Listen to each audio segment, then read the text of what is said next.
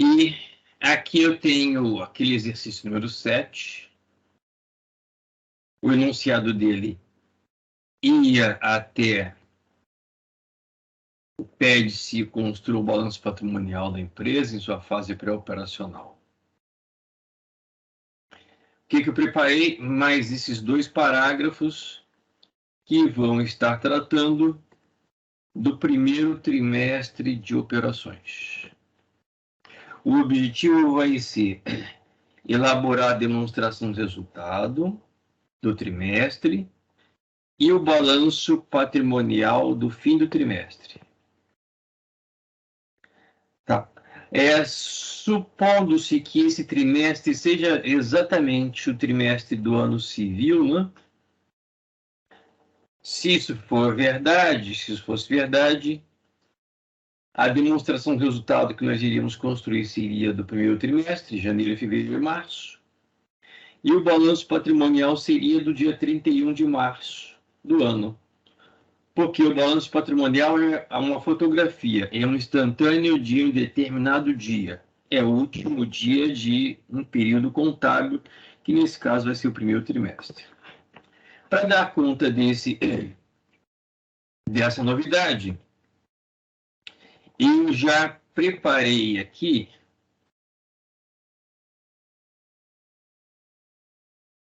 aquele nosso arquivo Excel da primeira aula, da aula anterior. Está aqui. Eu já posso até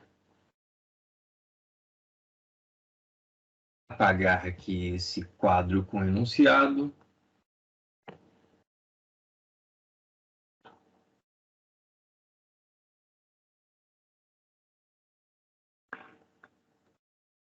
Pronto, já tem aqui.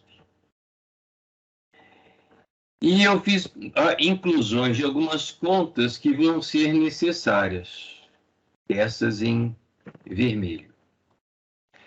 Recapitulando, nós tínhamos um total do ativo circulante 44 mil, um ativo não circulante 210 mil, total do ativo 254 mil. Um passivo circulante de 104 mil, um passivo não circulante zerado, não havia empréstimos de longo prazo.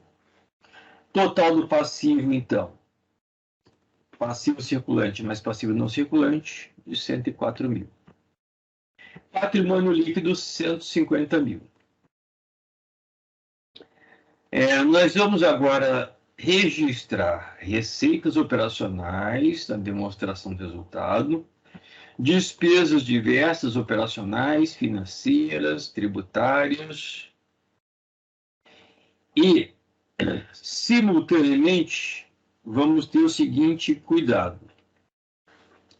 Nós não vamos estar seguindo os métodos contábeis passo a passo. Não vamos fazer o registro em razonete, não vamos fazer o chamado balancete de verificação, que é algo da atividade do contador. Mas, em contrapartida, vamos tomar os seguintes cuidados.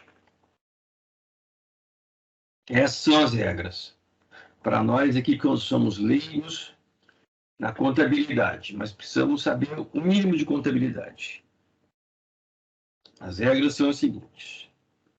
Como eu tinha comentado na aula passada, o patrimônio líquido ele vai trabalhar predominantemente com 2 contas. Capital social, que somente é movimentado quando o sócio injeta mais dinheiro. E isso só ocorre de vez em quando. O patrimônio líquido vai ser aumentado agora quando a empresa gerar lucros e reter lucros. Então, toda vez que a empresa tiver um evento que gere lucro, essa conta lucros retidos vai aumentar. Em consequência, o patrimônio líquido também vai aumentar. O que faz aumentar o lucro, o que faz aumentar o lucro líquido, são as receitas. E o que faz diminuir o lucro líquido são as despesas. Então, nós vamos ter o seguinte cuidado, já que não vamos seguir o passo a passo da contabilidade. Toda vez que houver uma receita, nós vamos lançar essa receita na demonstração do resultado, mas vamos lançar também o seu impacto, ou os seus impactos, no balanço. Lembrando, o balanço tem que ficar equilibrado. Lado esquerdo com o lado direito. Total do lado esquerdo tem que bater com o total do lado direito. Como é que o lançamento de uma receita vai impactar no balanço? Receita aumenta o lucro, então vai aumentar os lucros retidos. Então, toda vez que nós lançarmos receita, nós vamos ter que lançar o resultado dessa receita aqui em lucros retidos. Ok? Mas se os lucros retidos vão aumentar, o total do passivo e patrimônio líquido também vai aumentar. Como é que o balanço vai se manter equilibrado? As receitas operacionais de uma empresa, quando elas são recebidas no mesmo período, o que temos é um aumento de caixa e bancos. Ok? Um aumento de caixa e bancos. Então, se eu lançar aqui que a empresa teve, sei lá, 100 mil reais de receitas operacionais e tudo foi recebido no trimestre, eu vou ter um aumento de 100 mil reais em lucros retidos e vou ter um aumento de 100 mil reais em caixa e bancos. Tá? Porém, se uma parte dessa receita só vai ser recebida no período seguinte, eu tenho que lançar em caixa e bancos o que foi recebido no mesmo período, primeiro trimestre. E tenho que lançar em uma outra conta de ativo, chamada de duplicatas a receber ou clientes, o que não foi recebido, ou seja, a parte da receita operacional que não foi recebida. Trata-se de um direito. Sendo um direito, faz parte do ativo. Mais especificamente do ativo circulante, que é a expectativa de que esses direitos serão recebidos no curto prazo. Ok? Com relação às despesas, ocorre algo similar, sendo que o lançamento de despesa diminui o lucro líquido. Ao diminuir o lucro líquido, eu tenho uma redução dos lucros retidos. Então, essa conta de lucros retidos vai diminuir toda vez que eu lançar uma despesa. Se os lucros retidos vão diminuir, como é que o balanço se mantém equilibrado?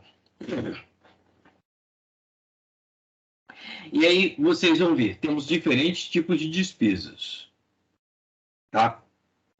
Vocês vão ver que vai haver um comportamento distinto de despesas com materiais. A empresa já comprou os materiais. 10 mil materiais de consumo. Vamos ter despesas que têm que ser pagas, pessoal, aluguel, despesas operacionais diversas, as despesas financeiras, despesas tributárias. Essas despesas que têm que ser pagas, quando a contabilidade lança a despesa e paga, o pagamento impacta no caixa de bancos, diminuindo o saldo de caixa de bancos. Aí o balanço se mantém equilibrado. Patrimônio líquido diminui por causa da despesa. E caixa de bancos diminui por causa do pagamento. Mas quando uma despesa é contabilizada e não é paga, pelo menos em parte, aí tem uma regra muito importante. Toda despesa que tem que ser paga, né? Toda despesa desembolsável que for contabilizada e não for paga no mesmo período, vai se transformar numa dívida. Então, se houver uma despesa com aluguel, essa despesa não for paga, a empresa vai ter uma dívida. E dívida é passivo. Então, eu preparei aqui algumas contas, como, por exemplo, pessoal a pagar.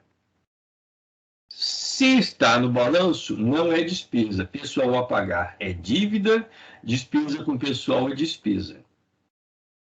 Eu lanço na demonstração resultado as receitas e despesas sem me preocupar com a forma de pagamento e de recebimento. Mas a forma de pagamento e recebimento vai impactar no balanço patrimonial. Os pagamentos diminuem o caixa. As despesas não pagas se transformam em dívidas. Então, por exemplo, as despesas com aluguel também, uma parte dessas despesas podem ficar para ser pagas no segundo trimestre. Então, o que eu contabilizar como despesa do primeiro trimestre e não pagar no trimestre, eu vou lançar como dívida. Eu posso juntar todas essas dívidas numa conta genérica, contas a pagar, assim como eu posso fazer esse detalhamento maior do passivo, colocando pessoal a pagar, aluguel a pagar, as despesas operacionais. Eu coloquei aqui despesas diversas a pagar. Então, toda vez que eu tiver uma despesa que tem que ser paga, uma despesa desse tipo, contabilizada e não paga, eu tenho uma nova dívida. Contabilizada e paga, eu tenho diminuição de caixa e bancos. Ok? Existem duas despesas que têm um comportamento um pouco diferente, que são as despesas com materiais. Os materiais já foram comprados. Já foram comprados. Tá? Os materiais já foram comprados. A empresa tem que pagar esses fornecedores. Quando é que vai ser pago? No primeiro trimestre? Ou no segundo trimestre? Tá? Se não for pago no primeiro trimestre, tem que ser pago no segundo trimestre, no curto prazo. Né? Ok? E existe uma outra despesa com um comportamento bastante distinto, que é a despesa de depreciação e amortização. No momento oportuno, eu vou fazer um comentário sobre ela. Bom, então vamos seguir o enunciado. E, aliás, eu tenho tempo de fazer uma pequena mudança no enunciado, que eu lembrei agora com relação aos fornecedores. Na fase pré-operacional, a empresa comprou diversos materiais, etc., material de consumo, eu acho que mobiliário, uma parte, isso, mobiliário, isso, e material de consumo, e o valor de 14 mil ficou para ser pago adiante. Então, o que eu não registrei, vou registrar agora, é que dessa dívida perante fornecedores, a empresa vai ter pago no primeiro trimestre pelo menos uma parte, se não a íntegra. Tá? Vamos supor que no primeiro trimestre a empresa tenha pago essa dívida na íntegra, ok? Os 14 mil. Então, vou aproveitar e colocar essa informação final. Ou melhor, vamos supor que os fornecedores aqui estejam de bem com a vida e tenham oferecido um prazo maior para essa empresa de manutenção predial. Eu não vou gerar mais complicações aqui, eu vou deixar que essa dívida seja paga no segundo trimestre. Tá? Então, vou tocar o barco com o que eu tenho aqui. Bom, eu vou aqui negritando aos poucos. Em seu primeiro trimestre de operações, as receitas operacionais foram de 85 mil. Essa informação já é suficiente para que eu lance aqui receitas operacionais 85 mil. Então, para demonstração de resultados, isso é suficiente. Eu posso lançar essas receitas, mesmo que uma parte não tenha sido recebida, desde que eu esteja trabalhando no chamado regime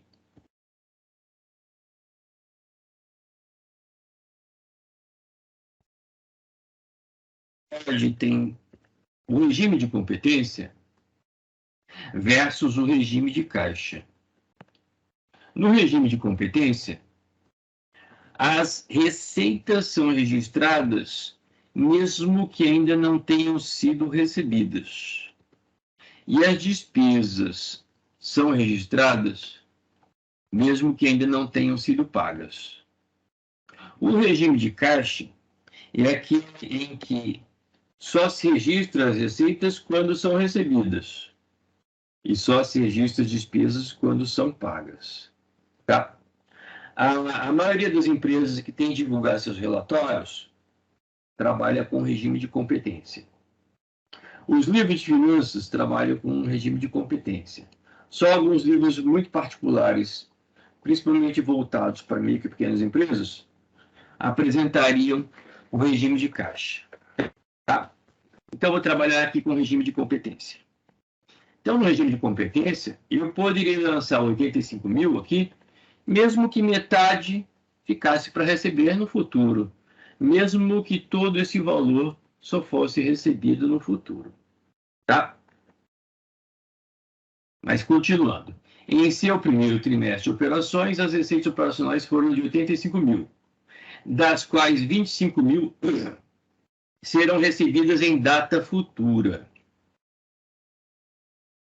Então, a diferença foi recebida no trimestre, 85 mil menos 25 mil, 60 mil foi recebido no trimestre, e 25 mil vai ser recebido em data futura. Então, vamos aqui fazer os lançamentos. Já lancei os 85 mil, como receita operacional, e agora vou considerar aqui o caixa e bancos. Deixa eu matar o histórico e vou considerar apenas o 34 mil. Então, aqui eu tenho 34 mil. Parei aqui. E aí, esse valor de 34 mil, eu vou adicionar uns 60 mil.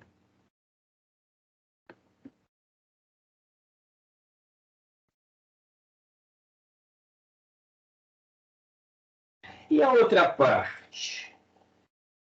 A outra parte dos 85 mil, os 25 mil restantes, vão ser recebidos em data futura. É esse aqui.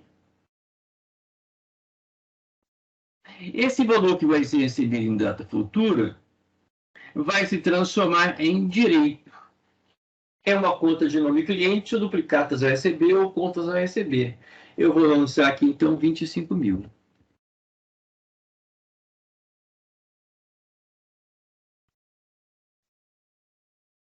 Como contrapartida, o patrimônio líquido vai aumentar em função do aumento da conta lucros retidos. Então, toda vez que uma empresa tem receita, o patrimônio líquido aumenta. Isso não é instantâneo, o contador tem os seus prazos, tem a sua sequência de registros. Mas, tranquilamente, eu posso aqui registrar que esses lucros retidos vão estar sendo, por enquanto, iguais a essa receita. Então, total do ativo, total do passivo e patrimônio líquido, 339 mil. Ou eu posso também fazer o seguinte. Como todas as receitas e todas as despesas vão impactar nos lucros retidos, eu posso já fazer aqui registro do lucro líquido da seguinte forma. O lucro líquido vai ser as receitas operacionais menos o somatório de todas as despesas, até as tributárias. Aqui. E aí eu posso fazer com que essa conta lucros retidos receba o valor do lucro líquido. Aqui. Então, toda vez que eu lançar receitas, o lucro líquido vai aumentar, despesa do lucro líquido vai diminuir, e eu vou ter um impacto do lucro líquido da conta lucros retidos. Tá? Nós vamos ver no trimestre seguinte que quando uma empresa tem lucro e distribui os lucros, a parte não distribuída é que aumenta o patrimônio líquido. Se uma empresa tem 85 mil de lucro e distribui todo esse lucro perante os sócios, não há nenhuma retenção e o patrimônio líquido não aumenta. Se tiverem alguma dúvida, é só interromper, tá? Vamos partir agora para as despesas. Primeiro, algumas despesas que são pagáveis, como a despesa com pessoal. As despesas com pessoal foram de 25 mil. 25 mil. Esse lançamento da despesa com pessoal já está impactando no lucro líquido, já está impactando em lucros retidos, já está impactando no patrimônio líquido. Contrapartida. Pagamento de 22 mil no mesmo período. Então, o caixa vai diminuir 22 mil. E a diferença, 3 mil, vai se transformar em passivo. Despesa contabilizada, 25 mil, e não paga, se transforma em passivo. Então, vamos ter a diminuição de 22 mil no caixa e o aumento de um passivo. Então, vejam, a parte do patrimônio líquido vai estar diminuindo em função de despesa. Como é que o balanço se mantém equilibrado? Podemos ter tanto uma diminuição do lado esquerdo, caixa e bancos, como podemos ter um aumento do lado direito, na parte de cima, passivo. Vamos ter uma combinação dos dois. Pessoal a pagar vai aumentar em 3 mil. Aumentando o passivo circulante. E caixa e bancos? Caixa e bancos vai diminuir em 22 mil.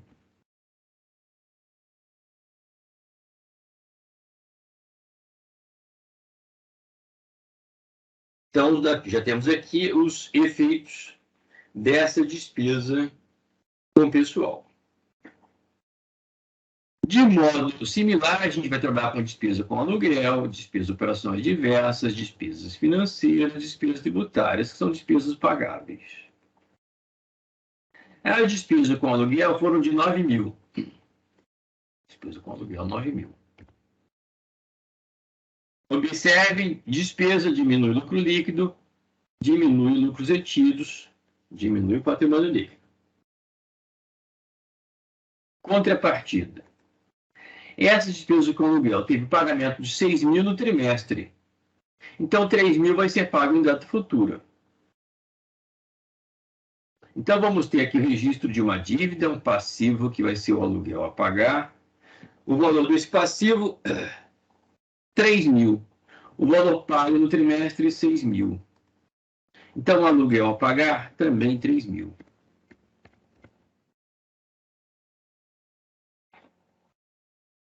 Caixa e bancos. Diminuição de 6 mil.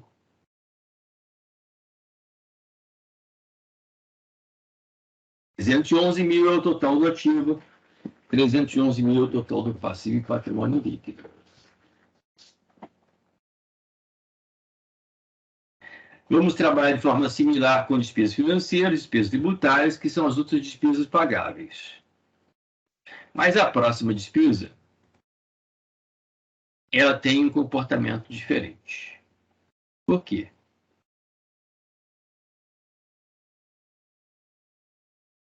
Trata-se do seguinte, eu tenho que comentar um pouquinho que seja aqui sobre o que é receita e o que é despesa. A conceituação de receita e despesa, vocês podem obter com detalhes em um livro de contabilidade, tá? Podem verificar se o livro do Ross ou algum dos outros livros conceitua. Eu vou passar a conceituação como um leigo, tá? Somos aqui todos leigos de contabilidade, conhecemos muito pouco. Mas eu posso dizer o seguinte, de forma simplificada, que toda vez que uma empresa presta um serviço, vende um bem, um serviço, ela tem receita, tá? Então, a receita seria o resultado de uma prestação de um serviço, a venda de um bem, a venda de um produto. Com o pagamento, com recebimento imediato ou com recebimento em data futura, tá? E a despesa? A despesa é só um pouquinho mais complicado. A despesa é o uso de um fator escasso, um fator de produção escasso. E sendo escasso, tem valor. Esse fator de produção escasso pode ser o uso de mão de obra, uso pessoal, atividades humanas, pode ser o uso de um espaço físico, pode ser o uso de um capital que não é nosso, tem despesa financeira, pode ser o uso de um material que foi comprado e está sendo utilizado, e é o caso do material de consumo. E pode ser o uso de ativos de longo prazo, veículo, mobiliário, computador, soft. Então, todos esses ativos que a empresa adquire para utilizar ao longo do tempo, eles vão sendo utilizados e o uso deles deve ser tratado como despesa. Então, primeiro, a despesa com materiais. Quando eu digo aqui que a empresa consumiu 2.000 em materiais de consumo, isso significa que alguém contabilizou que desse valor de material de consumo foi comprado 10.000, uma fração, 20%, foi consumido no primeiro trimestre. Um valor aí estimado em R$2.000. Então, essa despesa com material de consumo, ela vai ter um comportamento similar a um gasto com estoque. Então, quando nós formos ver um exercício de empresas do setor comercial, setor de varejo, ao invés de material de consumo, vamos ter uma conta de estoque. E vamos ter a mesma preocupação. Quando o estoque é transferido para o cliente, o saldo da conta de estoque diminui. Damos baixa no estoque. E a contrapartida é, na demonstração de resultado, temos uma despesa com materiais, e a gente vai chamar de despesas com mercadorias, ou custo das mercadorias vendidas. Tá? Mas aqui eu tenho o seguinte, está sendo informado que no trimestre a empresa consumiu R$2.000 em materiais de consumo. Materiais, né? Se houve o consumo desses materiais em valor de 2.000, isso é despesa. Então, eu vou lançar aqui no resultado despesa. O tratamento diferenciado se dá no balanço. Essa despesa não tem que ser paga a ninguém. Aqui se dá como contrapartida a baixa no estoque. Então, a conta material de consumo vai diminuir de 10.000 para 8.000. Perfeito. Ok? Próximo, a empresa apurou 25.000 em despesas operacionais diversas. Deste valor, 8.000 serão pagas em período futuro. Então, despesas operacionais diversas, 25.000.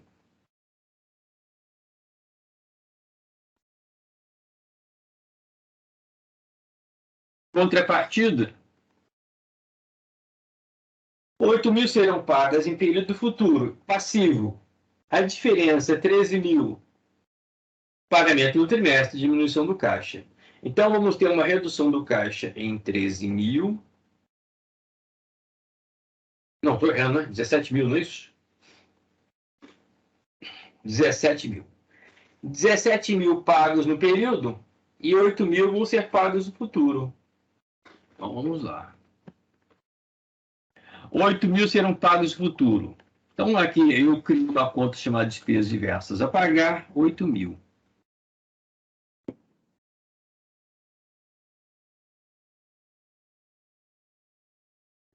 Falta lançar a redução de caixa e bancos. A redução é 17 mil.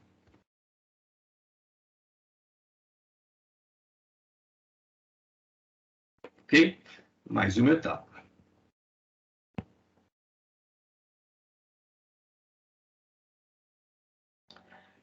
A próxima despesa tem toda uma particularidade e essa particularidade vai ser tratada no livro do Ross, nos outros livros de finanças, que é a seguinte. Despesa também vai ser o uso de um ativo que a empresa adquiriu. Então, quase todo ativo que uma empresa adquire sofre o uso, sofre desgaste, o uso pode ser a transferência para o cliente, ou caso da mercadoria, e quem pode usar esse ativo pode ser a própria empresa. E aí, ao utilizar esse ativo, ele sofre desgaste. É o caso de veículos. Esses veículos adquiridos vão sendo desgastados com seu uso, o mesmo com o mobiliário, o mesmo com hardware. O software vai perdendo valor comercial. Tá? O desgaste desse ativo não circulante, ele se dá contabilmente da seguinte forma. Simbolicamente, eu fiz o seguinte. Eu, de forma, vamos dizer assim, não exata, mas aproximada, pensei, eu vou imaginar que esse ativo de longo prazo, em média, tem uma utilizabilidade de 10 anos. Isso significa que a cada ano vai se perder o valor contábil em 1/10. É assim que se trabalha com a depreciação e similarmente com a amortização. Tá? Então, eu poderia, por exemplo, me concentrar aqui com o mobiliário, imaginar com você o seguinte. E se a gente supor, José, se o contador considerar que esse mobiliário tem uma utilizabilidade de 10 anos? Se isso for verdade, o contador vai pensar da seguinte forma. Ele vai ter que lançar gradativamente a perda de valor contábil desse imobiliário. Essa perda de valor contábil é uma despesa. É o uso de um fator escasso necessário, que é mobiliário. Essa perda de valor do mobiliário vai ser chamada de depreciação. Essa depreciação, então, ela vai fazer com que o ativo não circulante diminua de valor. E toda vez, então, que eu lançar uma despesa de depreciação do mobiliário, como qualquer despesa, vai haver um registro na demonstração do resultado. Despesa de depreciação, letra D. Despesa de amortização, letra A. Depreciação do mobiliário, então, vai aumentar as despesas, vai diminuir o lucro, vai diminuir o patrimônio líquido, como qualquer despesa. Mas a contrapartida vai ser diferente das despesas pagáveis. A despesa de depreciação do mobiliário não tem que ser paga a ninguém. Ela é o registro da perda de valor de um ativo não circulante, imobilizado, a perda de valor do seu ponto de vista contábil. Então, o lançamento de uma despesa de depreciação nunca vai se transformar em dívida. Então, não vamos ter aqui no passivo uma conta de depreciação a pagar. A despesa de depreciação é uma despesa não pagável, não desembolsável. Mas vamos supor que, então, esse imobiliário tem uma vida útil estimada em 10 anos. Se eu estou fazendo aqui a demonstração de resultados em bases trimestrais, é porque eu devo considerar hipoteticamente, que essa perda de valor vai ser linear, e aí existe a chamada depreciação linear.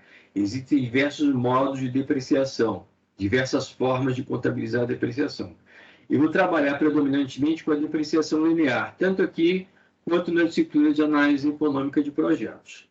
E pela depreciação linear, eu devo considerar que se o mobiliário tiver uma vida útil de 10 anos, a cada ano vai perder 1/10. Então, eu deveria dividir 40.000 por 10. Mas se eu dividir cada ano por trimestre, eu vou ter em cada ano 4 trimestres. Então, 10 anos, 40 trimestres. 40 trimestres para depreciar esses 40.000. Então, eu poderia dizer mais ou menos o seguinte: eu vou considerar que o mobiliário vai sofrer a cada trimestre uma depreciação do seu valor original dividido por 40. Ok? A mesma coisa eu posso fazer com veículos, com hardware e soft. Num caso real, o contador vai ter que considerar que esses ativos de longo prazo têm vidas úteis distintas. O hardware e soft tem uma vida contábil cada vez mais curta, né? Pode estar hoje em 5 anos, 3 anos. Um veículo para atividades de atendimento aos clientes pode ter uma vida útil estimada também em 5 anos. O mobiliário também 5 anos ou mais. Tá? Edificações podem ter uma vida contábil de 15, 20 anos. Equipamentos podem ter vidas contábeis distintas. Mas aqui, simplificadamente, eu já contabilizei o que seria um valor para mim não muito alto nem muito baixo de depreciação de todo o ativo não circulante. Sendo que a contabilidade gera uma despesa similar à despesa de depreciação, que é a despesa de amortização. A despesa de amortização é o registro da perda de valor contábil do ativo não circulante que é intangível. Então, por exemplo, soft para contabilidade é ativo intangível. Marca registrada é intangível. Patente é intangível. Então, esses ativos intangíveis, eles vão sofrer uma despesa de amortização, assim como o ativo imobilizado vai sofrer uma despesa de depreciação. Então, são despesas similares, apenas os nomes são distintos. Depreciação vai estar para o ativo imobilizado, o ativo físico, assim como a amortização vai estar para o ativo intangível. Tá? A contabilidade normalmente condensa a despesa de depreciação e amortização em uma única conta, e aí aparece a sigla D e A. E como essa despesa não é pagável, não vai então diminuir o caixa, não vai transformar em passivo, a contrapartida é que o lançamento dessa despesa vai fazer com que o valor do ativo não circulante diminua. Então, agora, o meu ativo não circulante, ele está preparado para receber as subtrações decorrentes do valor acumulado de DIA. Então, essa é uma das poucas contas do balanço que tem sinal negativo, é subtrativa. Então, o que eu lançar em DIA acumulado vai fazer com que o ativo não circulante diminua. Feito isso, então vamos aqui. O ativo imobilizado foi depreciado em 4.000, enquanto que o ativo intangível foi amortizado em 1.000. Total, então, de depreciação e amortização, 5.000. Então, vou lançar aqui, despesa, demonstração e amortização, 5.000. Contrapartida vai ser agora integral no valor acumulado de DIA.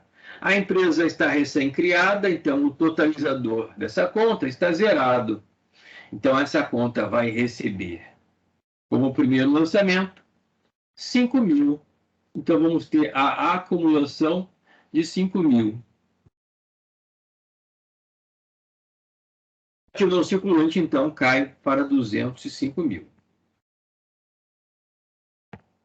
Então, o total do ativo, 287 mil, total do passivo e patrimônio líquido, também 287 mil. Então, essa conta de depreciação e amortização tem um tratamento todo particular. Próximo. As despesas financeiras do trimestre foram de 2.700, sendo integralmente pagas no período. Estamos aqui supondo que elas são decorrentes dos empréstimos bancários e os bancos já automaticamente recolhem essa despesa de 2.700. Então, essa despesa financeira não vai gerar passivo.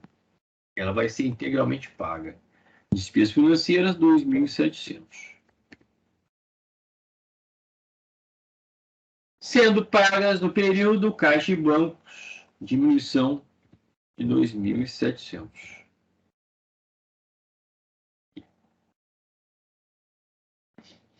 Próximo. Por fim, a empresa apurou as despesas tributárias totalizadas em 8 mil. Tá? Nós vamos ver em alguns exercícios adiante que os impostos serão apurados a partir do totalizador do que está acima. É o lucro real. Existem empresas no Brasil que apuram o imposto de renda pelo lucro real, principalmente as empresas de maior porte, que podem ter uma equipe de contadores, uma divisão contábil, porque a legislação fiscal do país é complexa. A maior parte, a grande maioria das pequenas empresas e microempresas, calcula o seu imposto, o imposto de renda, ou pelo lucro presumido, ou pelo simples, super simples. E pelo lucro presumido ou pelo simples, esses tributos, esse imposto sobre a renda, vai ser calculado como uma fração da receita operacional. Então, esse detalhe fiscal é interessante vocês darem uma lida lá no Ross. Embora o Ross seja, o livro do Ross seja um livro americano, essa edição tem um quarto autor que corresponde a um brasileiro. E esse brasileiro fez pequenas adaptações interessantes para a realidade do país. Então, existe um tópico lá no livro do Ross, que deve ser no capítulo 2, no capítulo 3, quando trata de impostos, quando se apresenta as particularidades fiscais do Brasil em termos de imposto de renda. Tá? Mas aqui, o primeiro nosso exercício do período, eu, de forma simplificada, estou dizendo que as despesas tributárias, eu não estou dizendo nem como foi calculada, mas que foi apurada. Essas despesas foram apuradas em 8 mil e vão ser pagas integralmente no trimestre seguinte. Tá?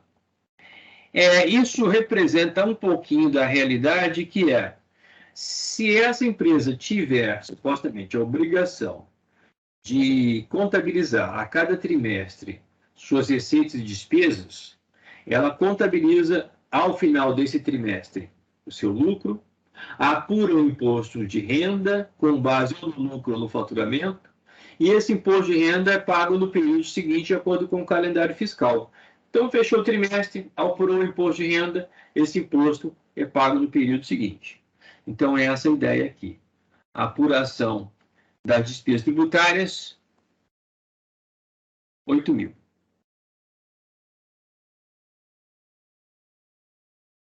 Despesas tributárias de 8 mil vão ser pagas integralmente no período seguinte. Então, eu tenho aqui impostos a pagar, 8 mil.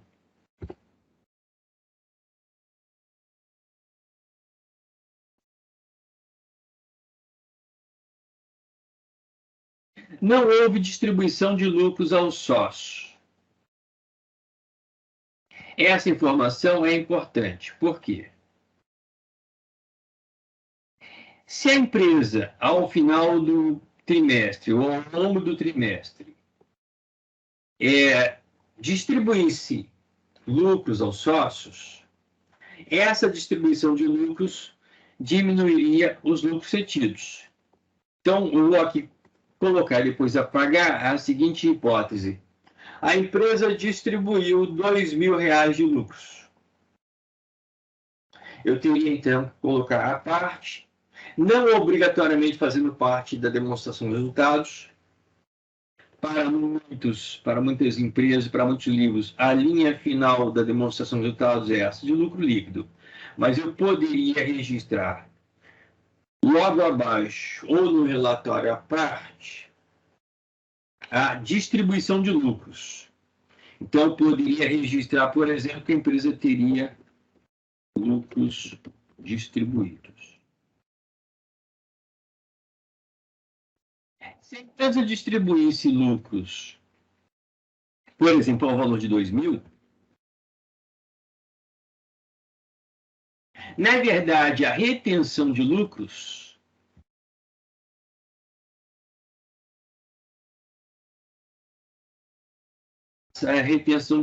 seria de 8.300 menos 2.000, 6.300.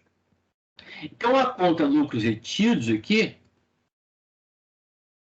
ficaria, no final das contas, não com 8.300, mas com 6.300.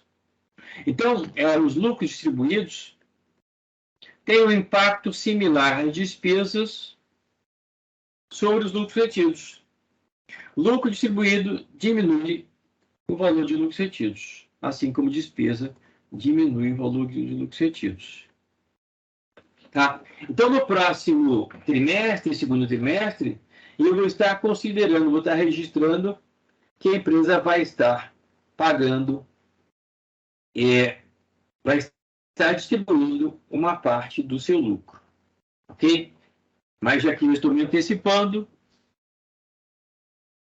informando que toda vez que a empresa distribui lucros, a retenção desses lucros é diminuída. E é a retenção de lucros, ou seja, o lucro gerado e não distribuído, que aumenta o patrimônio líquido.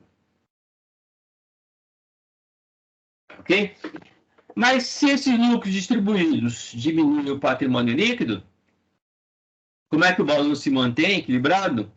Lucro distribuído e pago diminui o caixa. Lucro distribuído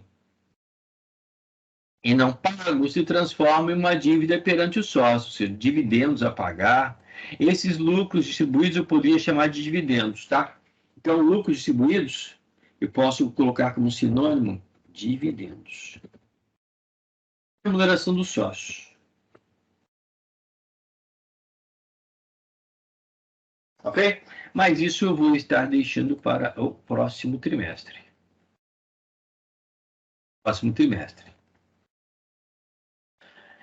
Então, fechamos esse exercício. Elabora o balanço de resultado, está aqui, assim como o balanço patrimonial de fim de trimestre. Então, se aqui é o ano civil também, esse é o balanço patrimonial do último dia do primeiro trimestre. Balanço patrimonial de 31 de março do ano. E aqui é a demonstração do resultado do primeiro trimestre do ano, janeiro, fevereiro e março. Tá? Eu vou estar preparando para a próxima aula, então, os eventos associados ao segundo trimestre. Só que aqui no segundo trimestre tem uma novidade. A partir de agora, nos períodos seguintes, a empresa não vai ter apenas as suas receitas do trimestre, de despesas do trimestre, mas também vai ter eventuais recebimentos associados às receitas passadas e não recebidas. Então, desses 85 mil, que correspondem à receita do primeiro trimestre, 25 mil ficaram para ser recebidos no futuro. E a gente pode considerar com bastante possível que a íntegra ou a maior parte desse valor vai ser recebido no segundo trimestre. Então, no enunciado do segundo trimestre, eu vou estar dizendo, dentre outras coisas, no segundo trimestre a empresa recebeu, sei lá, 25 mil reais de prestação de serviço passado. A empresa pagou dívidas perante pessoal, pagou dívidas de aluguel, pagou dívidas associadas a despesas diversas, pagou dívidas tributárias. Então, Todos esses eventos correspondem a recebimento de vendas passadas e pagamento de despesas passadas, que se transformaram em dívidas. Então, eu vou ter essas novidades, além de dizer, olha, no segundo trimestre, a receita de vendas foi X, a despesa com o pessoal foi Y. Tá? Então, eu vou ter um enunciado um pouquinho mais longo, um pouco mais de informações, porque além das despesas e receitas do segundo trimestre, vamos ter o tratamento daqueles direitos que a empresa tem de recebimento e daquelas obrigações que a empresa tem a pagar.